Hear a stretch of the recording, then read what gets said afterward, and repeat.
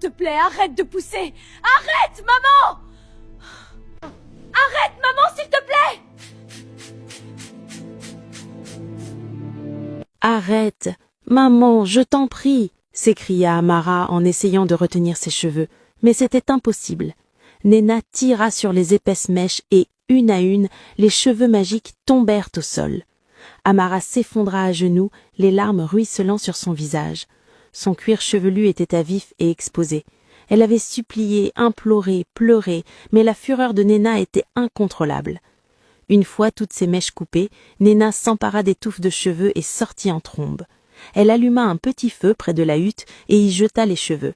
La fumée s'éleva, s'enroulant vers le ciel, emportant avec elle les mèches magiques qui avaient causé tant de douleur et d'émerveillement à Amara. Amara observa en silence, mais tandis que la fumée s'élevait en spirale, elle comprit quelque chose d'effroyable. La douleur à son cuir chevelu était intense, mais une étrange sensation de picotement commençait à se répandre en dessous. Les yeux d'Amara s'écarquillèrent. Ses cheveux repoussaient déjà, plus vite qu'avant. Amara dormit à peine cette nuit-là. Son cœur était lourd, son corps tremblait sous la douleur de la perte de ses cheveux. Mais le lendemain matin, elle se réveilla en sursaut, glaçant le sang.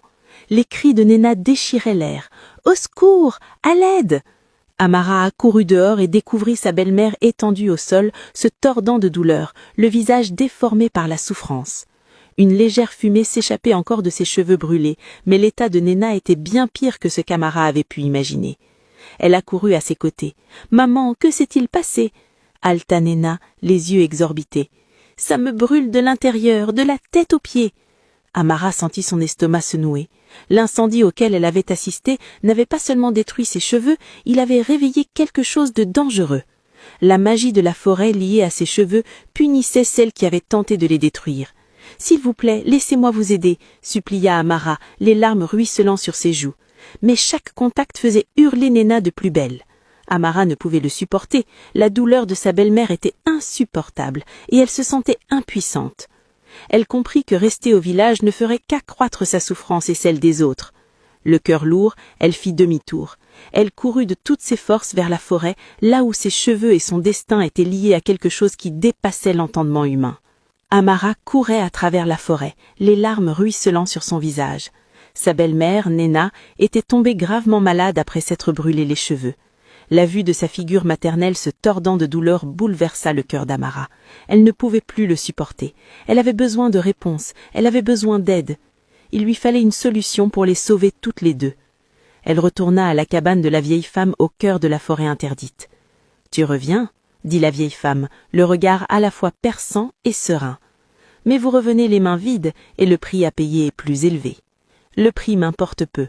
Ma belle-mère est en train de mourir, je ferai n'importe quoi. » La vieille femme l'observa attentivement. « Très bien, il existe un moyen de la sauver, mais sache ceci, la magie exige toujours un équilibre. Tu risques de ne rien y gagner, tu risques même de perdre ce que tu espérais le plus. » La poitrine d'Amara se serra, mais elle acquiesça. Elle ferait n'importe quoi. La vieille femme lui donna un petit bol en terre cuite rempli d'herbes sombres et épaisses. « Donne-lui ceci. Ne touche plus à tes cheveux. Laisse-les inquiets. La forêt décidera de ce qui t'appartient encore. » Amara rentra chez elle en courant. Elle mit les herbes dans un pot. Néna but lentement. Peu à peu, son visage reprit des couleurs. Sa respiration se calma et ses gémissements s'adoucirent. Un soulagement immense envahit la poitrine d'Amara. Puis elle porta la main à sa tête. Ses doigts parcoururent son crâne beau. La magie qui lui avait jadis promis une chevelure abondante avait disparu. Il ne restait plus un seul cheveu. Ses cheveux ne repousseraient jamais. Le choc et l'incrédulité l'envahissaient. Elle avait tout risqué, et au final, elle était toujours beauve. Les villageois murmurèrent en la voyant, certains avec pitié, d'autres admiratifs de son courage. Même sa belle-mère la regardait avec un respect nouveau. « Tu as tout donné pour moi » murmura Néna, « même au prix de ce que tu désirais le plus. » Amara baissa la tête.